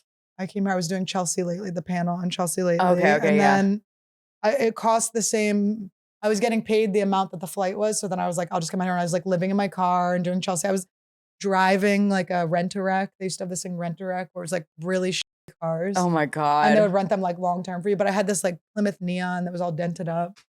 I was like This is crashing in. beautiful little rags And then to I was riches. going into Chelsea Lately. I was like getting my hair and makeup done. Like, From your car. Yeah. You're like, you stink like shit. Your armpits no, are I would insane thank right God now. I was able to shower. I know, like going like smelling like actually homeless. She's like, that's No, like it was like- Linus on the panel. Just flies around. I got in a car accident the first time I drove in. Oh my god. I was driving into the lot and I got in a car accident with like a 18-wheeler. My stupid rent-a-wreck, which by the way, the rent-a-wreck never noticed because it was already dented. Okay, this sounds like a great business. Does that still Yeah. exist? That's It fascinating. doesn't still exist, but also when I think I actually priced it out and it was more expensive to rent the rent-a-wreck than it was to get a nice new car from a rental place. And I'm like, wait, what am I doing? It ended up being kind of a scam. I think they didn't end up making money and so they stopped it. I don't think it's still around, but This I is remember, I went into Chelsea and I just got into a car accident. And I was like, well, day one. I'm ready to work. here we go, I'm guys. ready to Put me on work in the TV. biz. You're making me believe in myself more podcasting. Yeah. Isn't it? Well, it's just like, okay, I have this thing. My like level of anxiety, I was thinking about this the other day. I really worry what people think about me. I think about it a lot. Main problem in my life, probably. And I'm like, I was thinking about it the other day. I was like, my anxiety tells me these people are gonna find out something about you that you don't even know about yourself. Like what? Like It's an imposter syndrome that you don't even know. that I'm either. not even aware of why I feel that way. And they'll know first. Yeah, And then tell you. Yeah, they'll be the Reddit kind thread of will the be guy like that told you about OCD. You let someone in the comments like change your diagnosis. Some exactly. guy. Listen, and I'm like repeating it. It's Yeah. like deep in my head. And you're like, he got me. He got my ass. got I'm inside. too sensitive for this shit. I But then know. I see my friends who are like really successful at this and really good. It's like I see you, I see Jordan Johnson, I see all these people who are like bearing their souls and being themselves. And it's like, yeah, they like you bitches because you're funny and fun. And you are very like authentic people. But I'm afraid that somebody's gonna look at me and be like, And some people don't like us, and some people, whatever. It's like you just have to be like. I had a coach. I did this transformational coaching program during the pandemic. oh my God, tell And me this what guy that was like, he said this thing where, and by the way, every coaching program is just all the same information regurgitate from it. everywhere, all put in. Everyone always comes up with like their new sequence of how they do it. Uh-huh.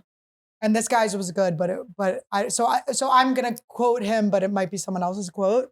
But it's this guy Jim Fortin, but I don't know if it was his term or not. But it was he said that when you put yourself out there and to be successful, you just need 51% of people to like you. And he would do a thing where he would put up a video of, there was like a Facebook page and he would put up a video of Elvis Uh-huh. and he wouldn't tell you what it was about. He would just go like, comment below what you think. And some people would be like, I always thought Elvis was overrated. He sucks or whatever. And he's like, even like Elvis, people hate him. You know, even Elvis has comments and even, Wow. but also, I mean, she was young. She was pretty young. She was pretty young. Elvis. We all saw it. You don't just die on a toilet and that not be some sort of sick karma for grooming a child. It's weird that you died in the area where you groomed yourself. That's oh my God. If He you groomed die in the himself to bathroom, death. you were a groomer. He groomed himself to death. I watched the 2 biopics back to back on a plane recently, and it was so funny. It was so funny to me. I was like, he's a god. Oh God, he so much.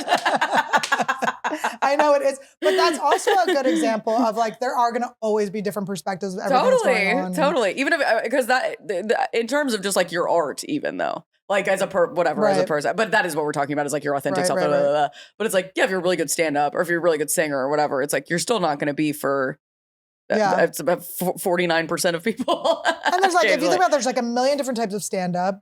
Things that go viral now are like, to me, insane. I don't Truly? understand. And people are killing. I'm not ever going to take that from someone. The audience is losing their minds. And I'm watching them and going, I have no clue what's happening here. How does that make you feel? Because at first, when that was really happening, like when it started happening during the pandemic, where I was like, I'm like, I understand that some things are not for me, but I watch and consume and do a lot of just strictly stand-up comedy. Yeah. And I'm like, what room is this crushing in? It has 2 million likes. Am I out of my mind? You start to get a little crazy. You go, what? Because it's killing. Killing. And I'm going, what? Like, it'll be people like, they're like hopping on stage. I'm like, what the hell is going on? People are like crying, laughing. I'm like, this man just hopped. Like, why are you laughing at a man hopping? They're like, this is the funniest thing they've ever seen. And I'm like, Oh my God. but okay, so I've had this epiphany recently. No, please. I need I was some always insight into looking this. and I was going, okay.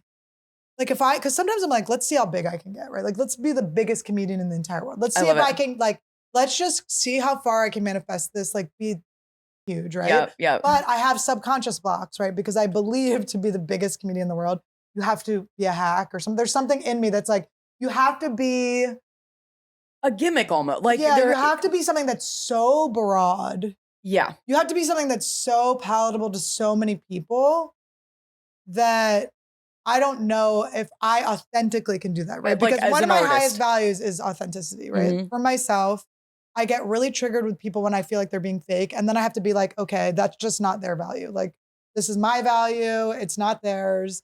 We're in Hollywood. I don't know why I'm expecting people to be I know. fully authentic. Yeah. I don't know. It's just not, if I hear someone's like doing stand-up and it's like, the story's like fake that they're telling, I'm always like, what the f-? Why Like, would you aren't do we that? here to tell the, and then I'm like, wait, are we here to tell the, and then I'm like, and then there's things that I'm like saying that are silly and stupid. And I'm like, it's not like Yes. that's true, like, Yes. I But wasn't born with my mouth over my brother's penis. Like, they weren't conjoined, like, I didn't know that. yeah, do you know what I mean? That's like, Yeah. I'm like, okay, so I'm not like completely, and then I'm like, but okay, so I was thinking in my head, I was driving myself crazy, right? Because I was like, what do I need to do? Like, I'm going to put a special soon, and I keep procrastinating on it. And I'm going, what's my block? What's my block? And I'm going like, okay, how do I make myself broader, hackier, like more palatable to like a larger audience and stuff? And I'm like, Doesn't that feel yucky? thinking, I'm going like, oh, I don't like this. I don't know how to do this. And then we watched like a really popular special with one of like the really, really big comics. And I was like, oh, he's like just saying the thing. Like, there's not a twist. There's not like a nuance. There's not like writing. It's really. very basic Yeah, stand-up comedy. It's not like the laugh isn't coming from a surprise. The laugh is coming from them saying the exact thing they thought they were going to say. And I'm like, oh, that's just like not how I can't do that. That's not what I do. Yeah. But I was, and I'm like trying to like figure out how do I do that? How do I figure out how to do that? And then we put on an old Stanhope special, and I was like, oh wait, this makes me very happy. This is what I want to do. Right. And like, Right. And it is like a testament to how like palatable, like how weird and generic and palatable like broadly popular stand-up is Right. now. Because that's true. Like right. we look back on those people and it's like they were huge in their own time, but it's like also almost everything I see that's like very, very popular stand-up wise on the internet, I am, like we said, I'm genuinely confused by. Yeah. And that disturbed me a lot at first, but then exactly like you're saying, makes me very hopeful. Right. Because then somebody's going to go, 15 years from now, somebody's going to be like, what was Yes. that? And look back at Yeah. your stand-up and be like, oh, that was so interesting. Exactly. They were doing Yeah. something actually interesting. I know. Which is, yeah. it's hard to realize in the moment that that's like worth it because you want to be doing And the then thing. the world's big too. So it's like is, the algorithm is a confusing thing because it's just different for everyone. So you don't know and you don't know why things are going in. And Yes. it's a different.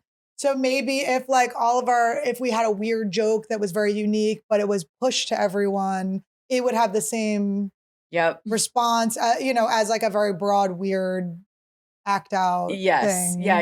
That I don't understand. I don't ever see it. What makes me laugh so hard is like, I don't ever, and why it seems so like uncanny and odd is because I don't ever see that stuff work live. Like you'll see that joke in person and be like, yeah, there's nobody laughing in this room. And it's like, I don't think that's what people want. I have to believe that that's not exactly what people are dying for. Some people want, and right? it got pushed to them. There's so many different like people. There's just different. There's just different groups, avenues. Because I went to the Eras tour, and I'm not like a Swiftie or anything. I'm impressed by what I saw. Yeah, you're like, I can appreciate. I'm like, what Adderall is this bitch on? Oh, I know. I'm like, Jesus what Christ, fucking Adderall? I want some.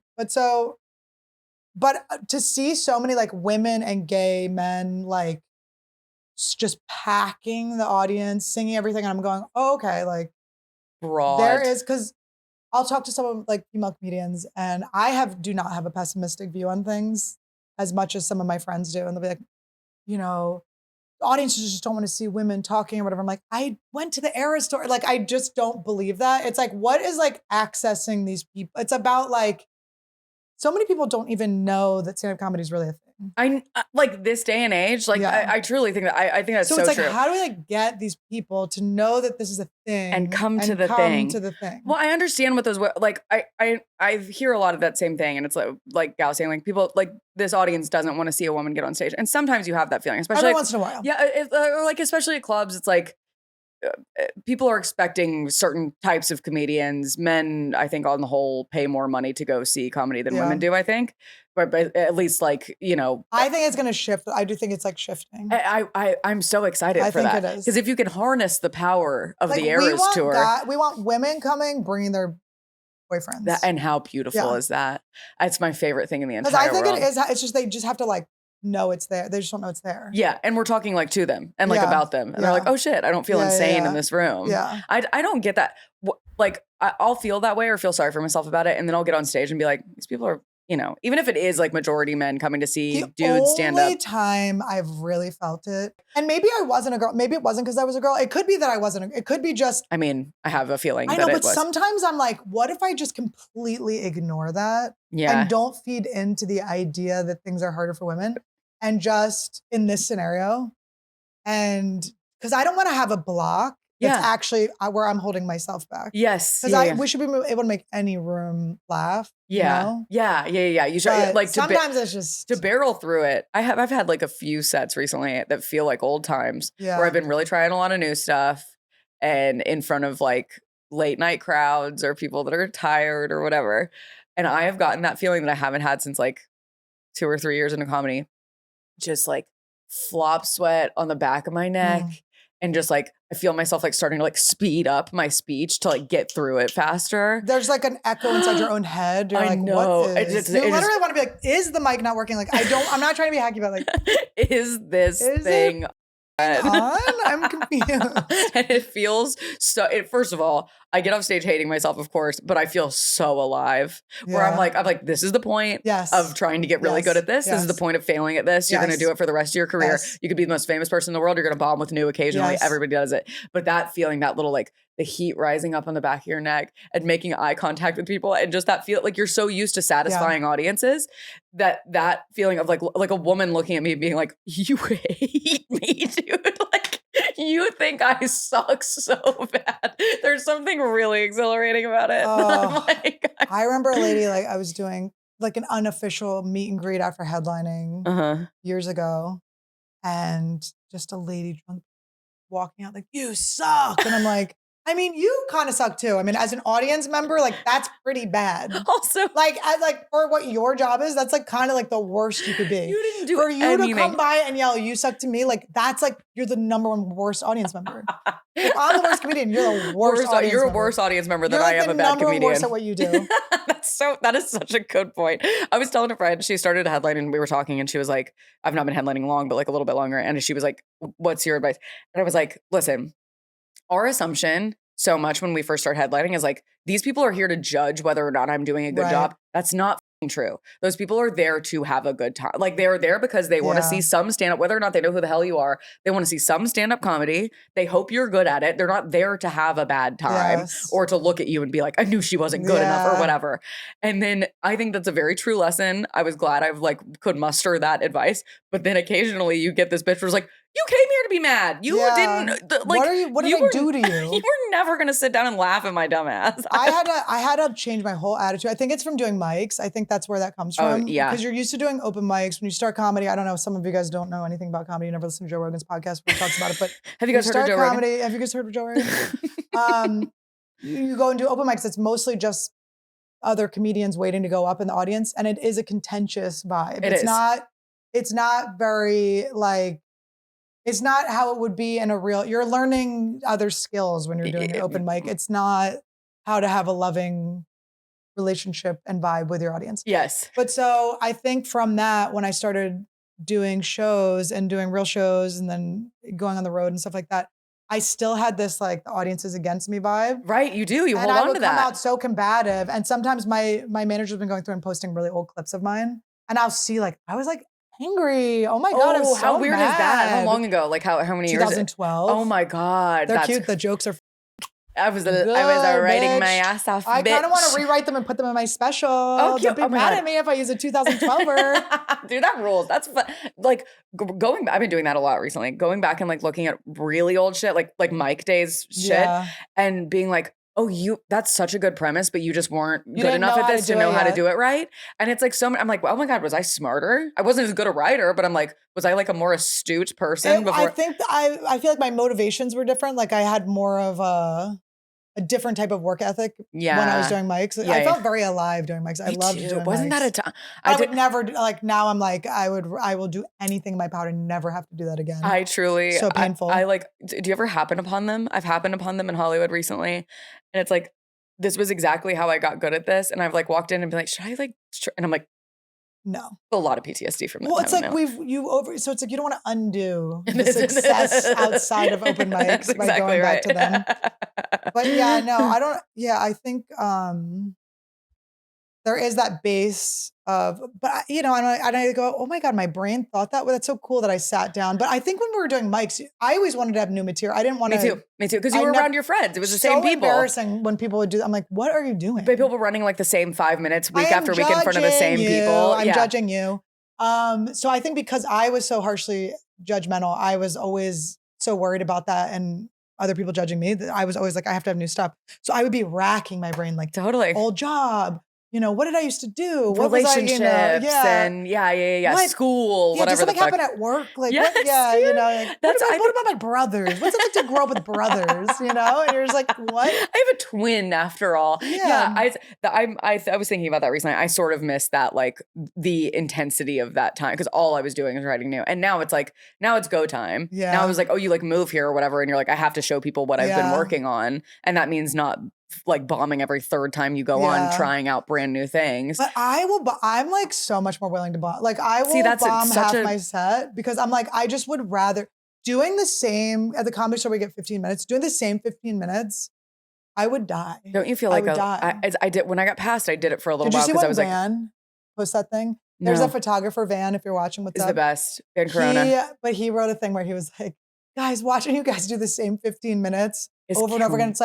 It's like grow a little. I'm like, Van, if you're talking about, he's like, I'm not talking about it. I was like, if you're ever talking about me in that shit, I'm gonna you. But I always like, I'm maybe too conscious of that because now that I have to build this special out, I'm like, it's very hard for me to do things in the same order. Right. I'm always thinking on the road. I'm always like wanting to give the waitresses like a new show each time, which is like so crazy though. No, but it's motivating. Yeah, it's really motivating. Like, I want to be like switching up what I'm doing and stuff. But I'm in that camp too right now. And I was like, right after I got passed, I was like, oh, I have to do the same thing. And then I was like, no. I was like, I think anybody in the room, including the booker, would rather see you kind of like eat it with something that's like a little brave. Yes. And it makes me write more. It makes me funnier, I think. And I've been writing on stage a lot.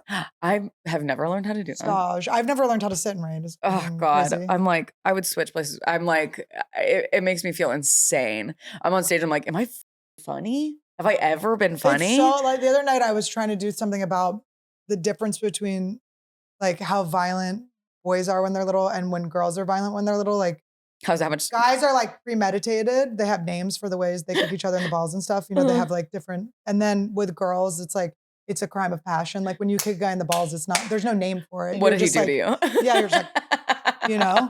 That's And cute. I'm like trying to do it and it's not like no one's relating. Like I'm not saying it in a relatable way. And I'm like, but I know it will be, I'm like, I know this is You'll gonna be get funny. there. The last thing I did on stage, and I had written down a kernel of an idea, and now it's in the act, and I love it. But it was just like when you do a group picture and then somebody says, "Okay, now let's do a silly one." I was like, I think that'd be a really funny thing to say after you blow a guy. Okay, that was perfect. Now let's do a silly one. And they're like, okay. He's like, I don't like the silly one. It's all teeth. That was my only example of writing on stage the dumbest thing I've ever said. But sometimes it's like if I'm just like I have the idea and I've already gotten them and then I don't really care how I am. Like I don't care. You already liked me. So yeah, if you know I'm funny. You know I'm funny. I used to blow the light and I would always go over to the people in the booth. I'd be like, can you cross off that I did 17? Like I'd be like, because I thought I would get like in trouble and I never got in trouble. Yeah, of course. I don't. But I would blow the light. I would do like 2 extra minutes because I was so, and I didn't do it on purpose. You but were I realized obsessed what it was. I was just chasing like a big laugh again. Yep. Now I'm just like, that's my time. Come back, see me again.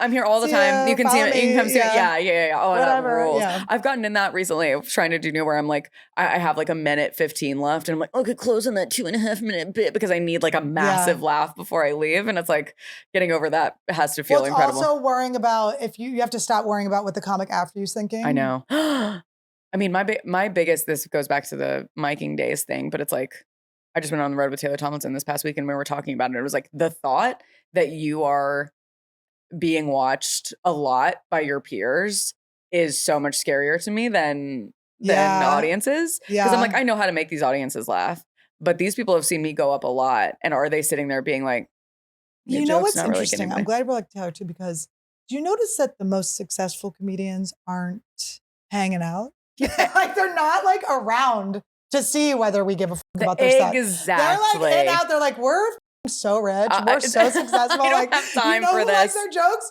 The paying audiences, you losers. That I sold I'm all like these sitting tickets. in my head going like, I hope nobody thinks like they're not. And by the way, anyone that's sitting in the back is a loser and not doing better than you. Anyone that's sitting in the back, like this is so judging helpful. your set. This is so helpful to me because Like, in my mind, I'm like, those people are the end all be all. They're the ones. Who's killing Sebastian? Is Sebastian? No. When I talk to Sebastian at the Comedy Store, his head is like out, he's like, like he's like out the exit. He's like, give me the away from these people. They're like, I don't have time to suffer. That's you fools. so funny. Ali That's Wong's so like, funny. peace, bitch. Oh my god! And it like 3 seconds before she gets on stage, 5 seconds after she leaves. Okay, you're so right. Yeah. Me being like, they're judging me. Everything we're thinking, it's like so dumb. I just gotta be funny. It just has to be what we think is funny. Yeah. It's like, that's what I was thinking about when we were talking about the authenticity thing. It's like what I was thinking about when I was like, how do I broaden it? And how do I, how do I make my stuff more palatable? And it's like, oh, how about I just impress myself? I think, dude. Why don't I just make myself laugh? Why don't I just write stuff I like and then just keep doing it and focus on that? And how would that not build out? How would that not keep building out? It like that is the only thing that will ever make us Yeah, it's in my head successful, I going think. Or if will someone like this? Before I even write this, is someone gonna like this? I start just like looking at myself in the mirror. I'm like, how do people see my face? Yes, what is this? So dumb. Such us a finding waste it's of funny time. it is the waste of our lives. It's the most creatively useless thing I've ever thought about in my Yes, life. it's And so I've been dumb. thinking about it, I don't know, 20 hours a And day when for I'm my judging entire other life. people's comedy, I'm at my worst. It's not like I'm at the best peak of my life. When I'm doing- Right. I don't feel not great about myself when I'm like, they're overrated. I'm not like having a good day being like, how the is this person famous and not me? If I'm saying that, like I'm feeling dark. That's your like, if that was the most like zen you ever got, was just like my God. absolutely reading about someone I'm just else. like on the beach, like, why the did she get that and not me? Or he gets She that. doesn't deserve it. I know, it's like so dumb. And then you're like, everyone, whatever they have, they deserve and they believe they Exactly, deserve. exactly. Because they did their thing. And they did their God thing. bless. And I'm excited to see more of Laura Peak. Oh my God. And you said it so right. And where You can they pronounced it so find right. you? Where can they find you? me on Instagram. That's my favorite one. At Laura Peak, LauraPeek comedy. And yeah, you can get everything from there. Tickets and show dates and tour stuff and whatever. This was truly a delight. She did Jordan Jensen's RIP podcast too. Jordan's new podcast. Give that a watcher. And we'll see you guys later. Come see us at the Comedy Store. Love you. We really do. We love each other. It's the meat and potatoes. Welcome to Anniewood. This is the land of the standies, annies, and fannies, and all of the sleeping nannies. Yeah, welcome to Anniewood. This is the land of the standies, annies, and fannies, and all of the sleeping nannies. I'm gonna ayahuasca. I'm about to prosper. Blingy on my drinky, and Randy is living. Oh, Randy, how did you feel about today's episode? Was it good? Did you like it? Did you like it outside? Did you like it like a puppuccino? Puppuccino? Did you like a puppuccino? Did you like a puppuccino?